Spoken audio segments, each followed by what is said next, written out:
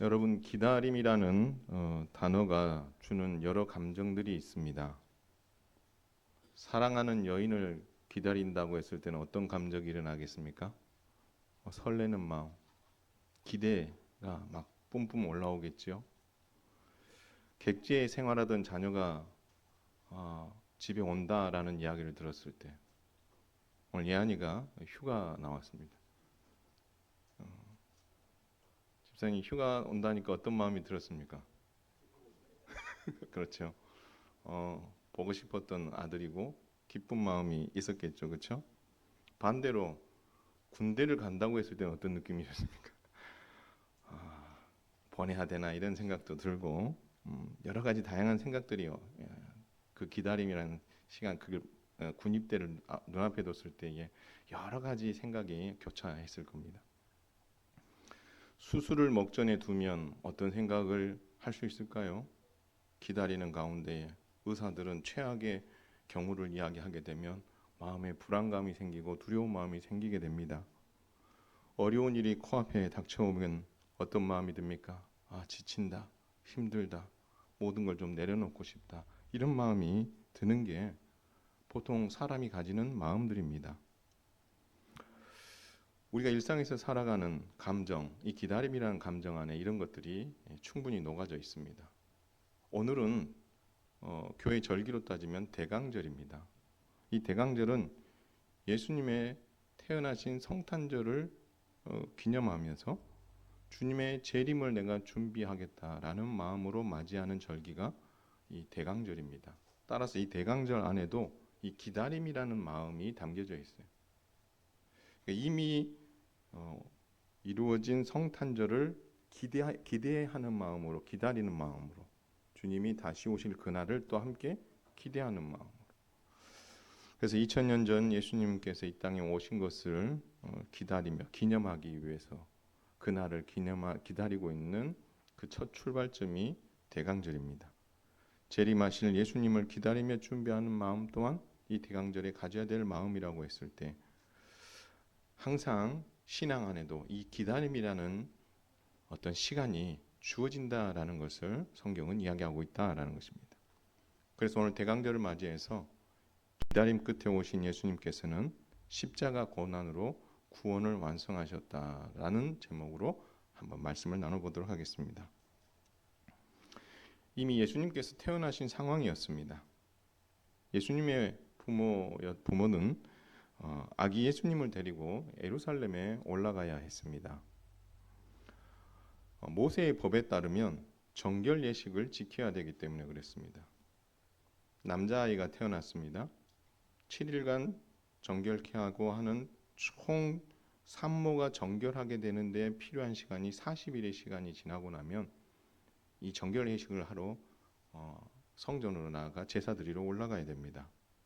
또한 처음 태어난 남자아이는 주의 거룩한 자라 했기 때문에 이 아기 예수님을 주님께 드리기 위해 오늘 본문에도 보니까 산비둘기 한 쌍과 어린 비둘기 둘로 제사 드리기 위해서 예루살렘에 올라가게 됩니다. 자, 이 예루살렘에 올라가게 되는데 부모와 그리고 이 아기 예수님이 함께 올라가게 되는데 이 예루살렘 성전에서 예상치 못한 한 남자를 만나게 됩니다. 누가는 그 사람을 이렇게 소개하고 있습니다. 그는 예루살렘에 살고 있다. 그리고 그는 의롭고 경건하며 또 이스라엘의 위로를 기다리는 자다. 여기 중요한 단어가 있습니다. 이스라엘의 위로를 기다리는 자다. 그리고 성령님께서 항상 그 위에 계셨다라고 소개하고 있습니다. 그렇다면 그 사람이 누구냐 했을 때 성경은 시므온이라고 이야기하고 있습니다. 오늘 이 시므온에 대한 이야기가 쭉 스토리상 들어오게 될 텐데 많은 어떤 소개 중에 오늘 시므온에게 있어서 중요한 표현 하나가 있는데 그게 뭐냐면 이스라엘의 위로를 기다리는 자다, 이 표현입니다. 기다린다. 근데 이 기다리는데 시므온은 정확하게 그가 누구인지 잘 알지 못합니다. 예를 들어서 요즘처럼 사진을 착각 찍어가지고 이 사람입니다라고 이야기해 준 게 아니라는 거예요. 그럼 누군가가 시므온에게 찾아와서 기다리라고 했다는 거죠. 오늘 성경에 보니까 성령의 지시를 받았더니라고 말씀합니다. 성령님께서 시므온을 찾아오셔서 지시하신 거예요. 그러면 무엇을 지시했을까? 26절에 보니까 이렇게 기록되고 있습니다. 그가 시므온이 주의 그리스도를 보기 전에는 죽지 아니하리라. 모든 사람은 다 죽습니다. 그렇죠? 근데 이 시므온에게는 뭐라고 말씀하셨냐면 너는 언젠간 죽기는 죽지만 아무 때나 죽지 않는다는 거예요. 너는 주의 그리스도가 메시아가 이 땅에 온 것을 보기 전에는 너는 죽지 않는다라고 말씀해 주셨어요. 참 놀라운 복입니다. 주님이시요 기름 부음 받은 구원자인 그리스도를 너는 꼭 만나게 될 것이다. 그리고 만나서 네가 해야 될 일이 있다. 성령님은 그렇게 말씀해 주셨습니다. 그렇기 때문에 성령님께서는 메시아여 그리스도이신 예수님을 알아보도록 하기 위해서 시므온이 그걸 알아보도록 하기 위해 시므온 위에 항상 계셨다라고 말씀하고 있습니다. 그리고 마침내 그날이 왔습니다. 누군지는 모르는데 성령님께서 감동을 주셨어요. 시므온 이제 일어나서 예루살렘 성전으로 올라가라. 그러면 너가 만날 사람을 만나게 될 거다. 그렇게 감동을 주셨어요. 그래서 어떻게 합니까? 시므온이 열일 제껴놓고 예루살렘 성전으로 올라갔습니다. 이때에 누가 올라왔냐면 마리아가 예루살렘 성전에 아기 예수님을 데리고 올라온 것이었습니다. 여기서 만난 거예요. 오랜 기다림 끝에 시므온은 주가 되시고 그리스도가 되신 아기 예수님을 만나게 된 거예요. 성령님께서 시므온에게 언제 찾아가셔서 말씀하셨는지는 정확하게 기록되지 않았지만 오래전에 그에게 찾아가서 너는 그리스도를 만나기 전에는 죽지 않는다라는 그런 말씀과 함께 그리스도가 누구인지 알 수 있도록 성령님께서는 이 시므온과 함께하고 교통하고 계셨다라고 말씀하셨고 때가 되매 아기 예수님을 시므온이 만나게 됩니다. 그렇다면 왜 시므온은 성령님의 지시를 따라 예수님을 만나야만 했는가? 간단하게 말하면 구원의 기쁜 소식과 구원자를 세상에도 알리고 마리아에게도 알리기 위해서예요. 누구에게요? 세상을 향해서도 주가 되시고 그리스도가 되신 분이 우리의 구원자가 누구이신가를 세상을 향해서도 알려주시고 그분이 누구이신지를 마리아에게도 알리기 위해서 예수님을 만나야 했다라는 것입니다. 그래서 시몬은 아기 예수님을 보는 순간 그 아기를 안습니다. 그리고 나서 하나님을 찬송하고 기도하는데 그 기도 속에 뭘 담아놓냐면 세상에 속한 많은 이들을 향해 하나님께서 어떤 구원의 마음을 가지고 계시는지 그것을 그대로 거기다가 소개해 두었습니다. 그것이 30절부터 32절입니다. 30절에 보니까 이렇게 이야기합니다. 내 눈이 주의 구원을 보았사오니 성령께서 내게 말씀하셨던 그 주의 그리스도 기름 부음 받은 구원자 메시아를 네가 보게 될 거라고 했는데 내 눈이 그 메시아이신 예수님을 보게 되었다라고 이야기합니다. 그리고 그렇게 그 다음에 이렇게 했나? 이는 만민 앞에 예비하신 것이요 이방을 비추는 빛이요 주의 백성 이스라엘의 영광이니이다. 그 메시아이신 구원자이신 예수님께서 세상 만민 앞에 모든 족속 앞에 민족 앞에 특히 이방에 비추는 빛이 되시고 이스라엘 백성에게는 영광이 되시는 구원자로서 자기 백성 이스라엘을 구원에 이르고 이방인 유대인들과 정반대의 삶을 사는 이방에게도 예수님이 빛이 되어서 그들을 구원하시기 위해 이 땅에 오셨다라고 말씀하고 있습니다. 이것에 근거해서 예수님께서는 승천하시면서 모든 민족에게 가서 아버지와 아들과 성령의 이름으로 세례를 베풀고 내가 내게 부음받은 모든 것을 가르쳐 지키라고 명령할 수 있었던 이유는 예수님께서 이 땅에 오신 목적이 바로 모든 민족에게 만민 앞에서 이방인에게도 이스라엘에게도 영광이 되고 빛이 되어 그들을 살리시고자 이 땅에 오셨다라는 것을 시므온은 이 아기 예수님을 안고 기도 속에 그가 행하실 그 놀라운 구원의 이야기를 선포했다라는 것입니다. 따라서 시므온이 오늘 아기 예수님을 만나야 되는 이유는 세상을 향해서 이 아기 예수님이 우리의 구원자이시고 우리를 생명의 길로 인도하실 분이라는 것을 알리게 하기 위해서 첫 번째 아기 예수님을 만난 것입니다. 두 번째 시므온이 아기 예수님을 만난 것은 마리아에게 예수님을 통한 구원을 알게 하기 위함이었다라는 것입니다. 여러분 34절에 보면 이런 표현이 있습니다. 보라, 이는 이스라엘 중 많은 사람을 패하거나 흥하게 하며 라고 이야기합니다. 예수님께서 이 땅에 오셔서 복음과 하나님 나라를 위해서 수고하게 될 건데 그 복음 사역을 통하여서 두 가지 반응이 일어나게 될 것이다 라는 겁니다. 한 부류는 패한다, 망하게 될 것이고 한 부분은 어떻게 해요? 흥하게 될 것이다 라고 말씀하고 있습니다. 이것을 좀 더 명확하게 잘 표현하는 본문이 고린도전서 1장 18절입니다. 이렇게 이야기합니다. 십자가의 도가 멸망하는 자들에게는 어떤 것이요? 미련한 것이요. 구원을 받은 우리에게는 하나님의 능력이라 라고 말씀합니다.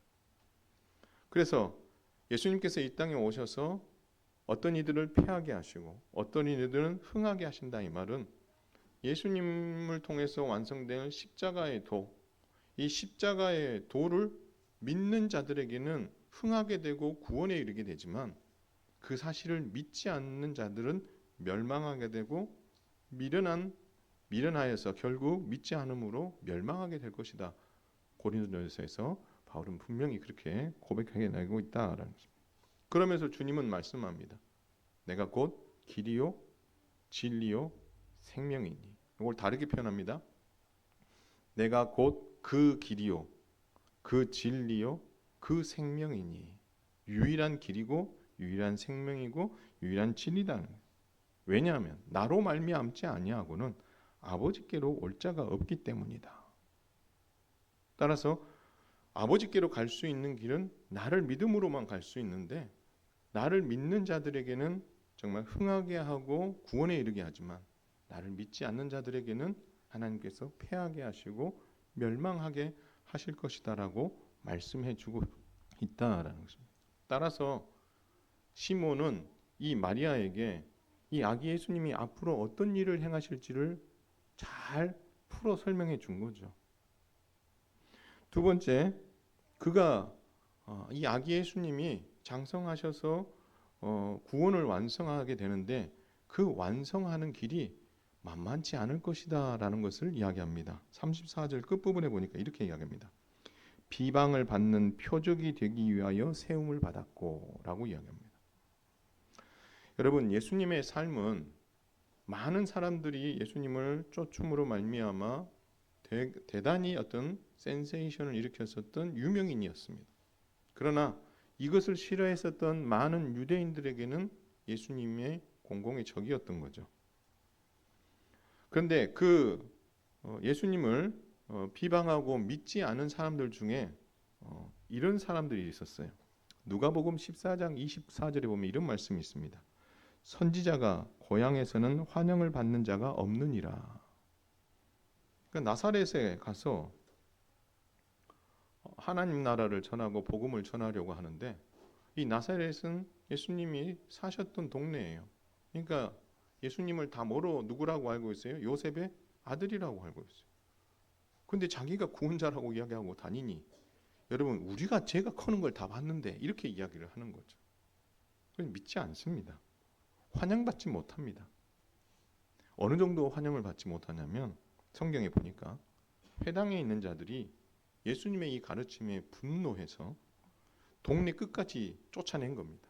그리고 어디까지 끌고 갔냐면 낭떠러지 끝까지 끌고 가서 밀쳐 떨어뜨리려고 하게 됩니다. 그때 예수님께서 어떻게 해요? 그들 사이를 담대하게 싹 통과해서 지나가 버리시는. 그럼 결국 뭡니까? 예수님께서는 진짜 자기를 잘 알고 있는 자기의 고향인 나사렛에서조차 비방받고 환영받지 못하는 삶을 살았다라는 거죠. 근데 예수님께서 십자가의 길을 가시는 그 과정에도 보면 예수님은 철저하게 많은 이들로부터 공격받았고 배척당했고 배반당했습니다. 특히 산헤드린 공회가 주축이 되어서 어떻게 해서든 예수를 죽여야 된다라는 어떤 목적을 가지고 꼬투리를 잡기 위해서 애매한 난해한 문제들을 어떻게요? 예수님께 던지고 그 질문에 대한 대답을 가지고 예수님을 꼬투리 잡으려고 많은 시도를 했고 많은 공격들을 했죠. 결국 오늘 시므온이 마리아에게 하고 싶었던 이야기가 뭡니까? 예수님께서 사역하시는 그 사역이 결코 만만한 사역이 아니고 환영받는 사역이 아니고 배척받는 그런 사역이 될 것이다 라는 것을 시므온은 마리아에게 선언해 주었다라는 것입니다. 그리고 마지막 한 가지 더 35절 앞부분 한번 읽을까요? 시작. 또 칼이 내 마음을 찌르듯 하리니. 여러분 이 말 안에는 두 가지가 담겨 있어요. 하나는 예수님께서 어떤 사역을 감당하실지. 예수님의 사역의 정점은 뭐죠? 십자가의 죽으심입니다. 그러나 우리가 잘 알고 있지만 그 십자가의 길은 결코 만만한 길이 아니었습니다. 그렇죠? 산헤드린 공회 재판과 빌라도 재판을 거쳐서 십자가의 길을 가는 그 모든 과정 속에서 예수님은 채찍질을 당하시고 조롱당하시고 많은 박해와 고난을 당하시고 십자가에 못 박히셨고 창으로 찔리셨고 머리에 가시관을 쓰는 그런 어떤 끔찍한 정말 모습으로 예수님은 십자가에서 죽으셨습니다. 칼이 내 마음을 찌르듯 하리니 이 말은 뭐냐면 예수님의 십자가의 죽음을 이 시므온이 예고하면서 마리아 너는 이것을 목격하게 될 거다 그렇게 자기가 배 아파 낳은 아들이 그렇죠? 육신으로는 근데 그 아이가 그 장성에서 죽는데 그냥 병들어 죽는 것도 아니고 칼이 너의 마음을 찌르듯 고통스러운 그 광경을 보면서 너가 너무너무너무 아파할 것이다. 그렇게 이야기합니다. 그리고 요한복음 19장 25절에 보면 예수님의 십자가 곁에 그의 어머니 곧 마리아와 이모와 글로바의 아들 마리아와 막달라 마리아가 서서 목격했다라고 이야기하고 있습니다. 그러니까 십자가 선언을 받으시는 그 전부터 과정 다 보시고 십자가에 못 박히시는 과정 보시고 십자가가 세워지는 거 보시고 거기에 달려 계셨던 오랜 시간에 그 고통하는 그 모든 것을 다 지켜본 거죠. 부모로서 가장 힘든 일이 뭐냐라고 했을 때 많은 일들이 있지만 자식을 앞서 보내는 것이 가장 힘든 일 중에 하나라고 이야기합니다. 근데 마리아가 그 격인 거죠. 예수님은 하나님의 아들이시지만 자기의 몸을 통해서 태어난 아들이잖아요. 근데 그 아들이 그냥 죽는 것도 아니고 이 비참하게 십자가 고통으로 죽게 될 것을 이 시므온이 그에게 예고해 주는 거죠. 그러므로 네 마음이 칼이 내 마음을 찌르듯 너는 고통스러울 것이다. 그 얘기를 하는 거죠. 십자가 이야기와 함께 그 십자가의 길에 그 목격자로 마리아를 세우는데 이게 얼마나 마음 아픈 일이에요. 예수님의 십자가의 죽음과 부활을 목격한 사람이 많이 있는데 그 죽으심에 관련해서 가장 현실감 있게 가장 고통스러운 아픔을 겪는 이가 예수님 말고 그 다음에 누구겠어요? 어머니 마리아 아니겠습니까? 그래서 이것을 목격하게 될 것이다라고 시므온은 이야기해 주는 거죠.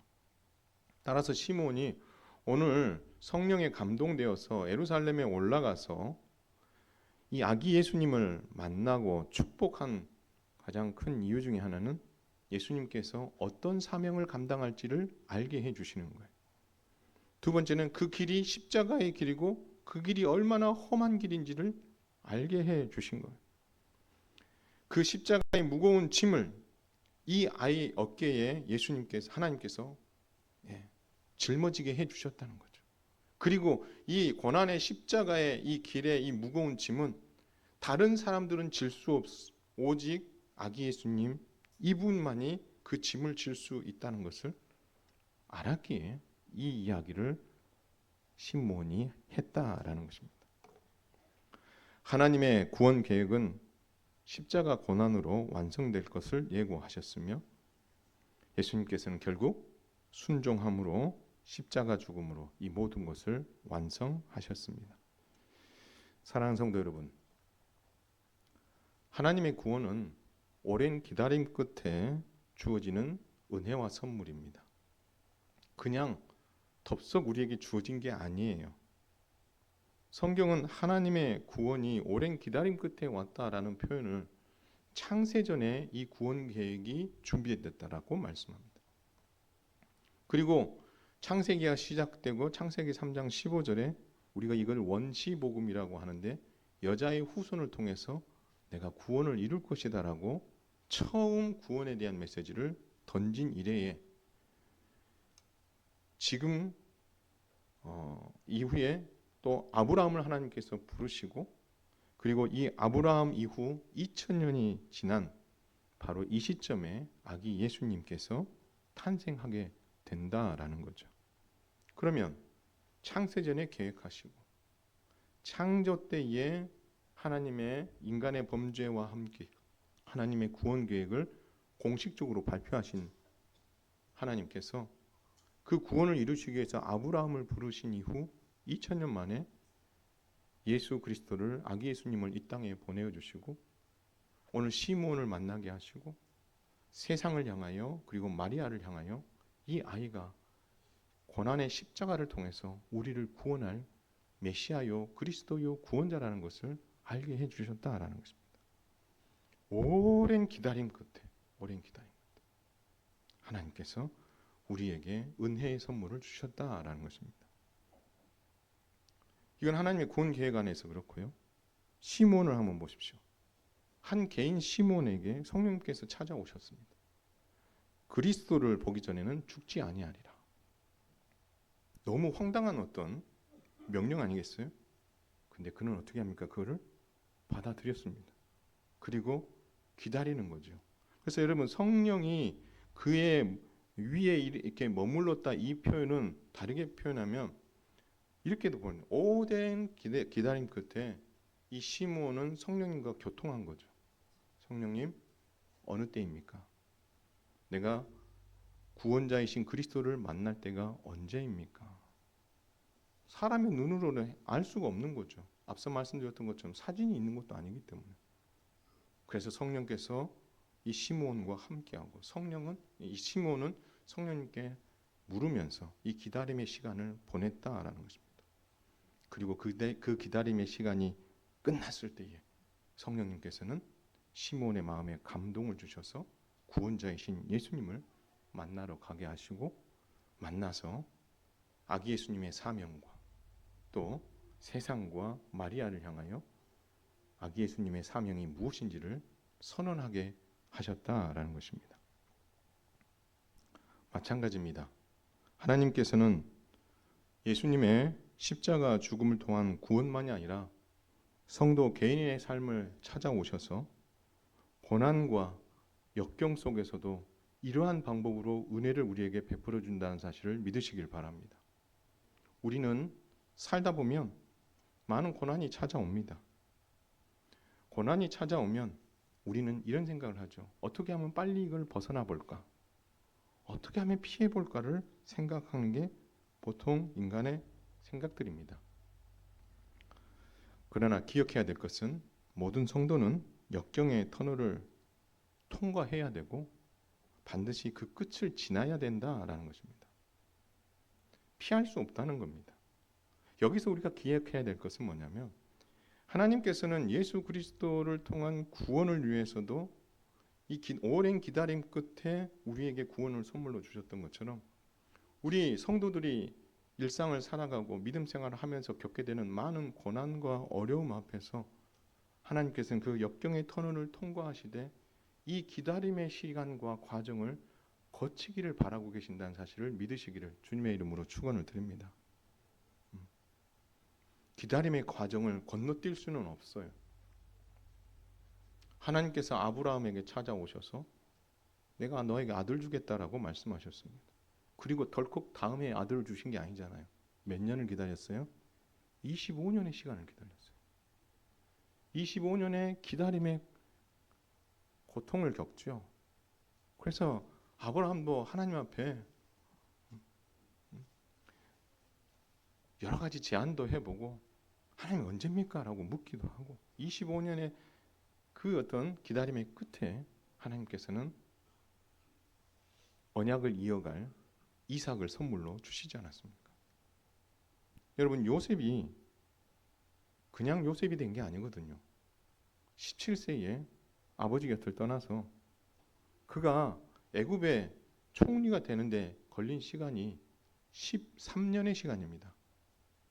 그 13년의 시간 동안 종살이 했습니다. 노예 생활했어요. 그리고 어떻게 했어요? 억울하게 감옥 생활했어요. 그곳에 또 오랜 시간을 보냅니다. 그리고 총리가 되고 나서 아버지를 9년 만에 다시 만나거든요. 그 기다림의 끝에 하나님께서는 요셉을 요셉되게 하셨고 그 가정을 어떻게 해요? 구원하는 일을 하셨거든요. 여러분 다 아시는 다윗이 그냥 위대한 왕이 된 게 아닙니다. 다윗도 허물이 많은 사람입니다. 그러나 하나님은 다윗을 다윗되게 하기 위해서 13년이라는 긴 시간 동안은 어떻게 해요? 우리식으로 말하면 뺑뺑이를 돌린 거죠. 광야에서 사울을 피해서 도망 다니면서 거기서 누구를 그 기다림의 이 14년의 시간 동안 다윗이 다윗 되는 거죠. 누구를 만나는 거예요? 하나님을 만나는 거예요. 중요한 건 뭐냐면 우리 그리스도인의 삶에서 고난이나 어려움이 왔을 때에 반드시 이 기다림이라는 시간을 통과하게 되는 것은 하나님이 정하신 법이라는 거죠. 바뀌지 않습니다. 다만 이 고난의 시간, 이 기다림의 시간을 어떻게 보내느냐라는 거죠. 시므온은 이 시간을 어떻게 보냈습니까? 성령 충만하게 보냈어요. 성령이 그 위에 머물므로 성령님과 함께 그 기다림의 시간을 보낸 거죠. 성령님과 동행하며 성령님께 묻고 구원자 아기 예수님을 만나는 것을 고대하고 기다렸다라는 거죠. 우리도 고난과 기다림의 시간을 보낼 때 우리는 어떻게 보내야 되느냐? 어떤 이들은 동굴 속으로 들어가서 혼자의 힘으로 이겨내보려고 하는 이들도 있습니다. 네, 그렇게 보낼 수도 있어요. 힘드니까 그렇게 보낼 수 있어요. 그렇게 되면은요, 그 아픔만을 생각하는 거예요. 힘들다는 것만 생각하게 되고 더 힘들어지는 거죠. 근데 여러분 하셔야 될 게 있습니다. 하나님께서 고난의 시간을 주시면서 이 기다림의 시간을 주시는 이유가 뭘까요? 아이고 얼마나 잘하는가 한번 볼까? 네가 믿음이 있다며 얼마나 잘하는가 한번 보자. 하나님 지켜보시기 위해서 이 기다림의 시간을 주셨을까요? 아니면 그 고통스러워하는 모습을 즐기시기 위해서 그렇게 하셨을까요? 두 번째 건 더더욱 아니시겠죠. 이 기다림의 시간을 주시는 이유는 한번 따라서 하겠습니다. 하나님 아버지와 만나고 싶으셔서. 기다리는 시간을 주시는 이유는요. 하나님께서 고난 가운데 있는 우리를 향하여 야, 나 너 만나고 싶어. 나 너하고 대화하고 싶어. 너 힘들지? 너 혼자 이제까지 네 방식대로 살아왔었던 그 인생들을 내가 알고 있는데 그거 좀 내려놓고 나하고 이야기하면 안 되겠니? 나는 언제든지 널 만날 준비가 돼 있어. 이 고난을 통해서 나를 좀 만나보면 안 되겠니? 이 기다림의 긴 시간을 통해서 나는 너를 정말 만나고 싶어. 주님은 그렇게 말씀하신다라는 것입니다. 우리는 이 고난 앞에서 혼자 그 문제를 해결하려고 하다 보면 혼자 그 문제 속에 잠식될 수 있는데 하나님은 그렇게 말씀하시지 않은 거예요. 그 기다림의 시간을 주신 이유는 너가 나하고 대화하지 못한 시간이 너무 오래됐다. 난 너하고 만나고 싶고 너 나한테 아버지라고 이야기한다며. 근데 아버지인데 아들인 네가 나를 한 번도 만나주러 오지 않네. 나 너 만나고 싶은데. 하나님 고난을 주신 이유는 우리를 상하게 만들고 우리를 망하게 만드는 것이 아니라 하나님은 우리를 만나서 대화하고 싶으신 거예요. 쉽지 않죠? 어떻게 보면 어색해요. 그럼 어떻게 대화하죠? 여러분 기억하셔야 될 게 여러분 안에 누가 계십니까? 성령님이 계십니다. 여러분이 고난 가운데 있을 때에 나 혼자 있다고 사람들은 생각해요. 그렇죠? 고난 가운데 있어요. 그러면 나 혼자 있다고 생각해요. 근데 여러분 제 손을 한번 보세요. 나 혼자 있다고 생각해. 근데 나 혼자가 아니라 또 하나가 같이 가는 거죠. 이게 누굽니까? 성령님이세요. 성령님이 여러분과 함께 가고 있어요. 근데 문제가 뭐냐면 고난 가운데 있으면 성령님이 나와 함께 하고 계신다는 사실을 잊어버려요. 그러면서 뭐 하게 돼요? 나 혼자라고 생각해요. 근데 주님 말씀합니다. 아니야. 내 너하고 함께 하고 싶고 함께 하고 있어. 나 너 만나고 싶고 네가 나에게 이야기 걸어주고 싶었어. 난 너에게 이야기 걸어오고 싶었고 너가 나한테 묻고 싶은 건 묻고 내가 너와 대화하고 싶어. 내가 이 어려움을 준 거야. 주님 말씀하시는 거죠. 여러분 이게 제가 말은 하지만 이게 쉬운 게 아닙니다. 고난을 겪으면은요. 저도 그렇고 숨기 마련입니다. 저도 말씀드리잖아요. 하나님 앞에 물으세요. 근데 중요한 건 뭐냐면 그 묻는 게 쉽지 않다는 거예요. 고난이 오면 머릿속으로는 아는데 이게 안 되더라고요. 하나님께 하나하나 묻기를 바라시는데 우리가 그 묻지를 않더라는 겁니다. 그리고 결국 어떻게 돼요?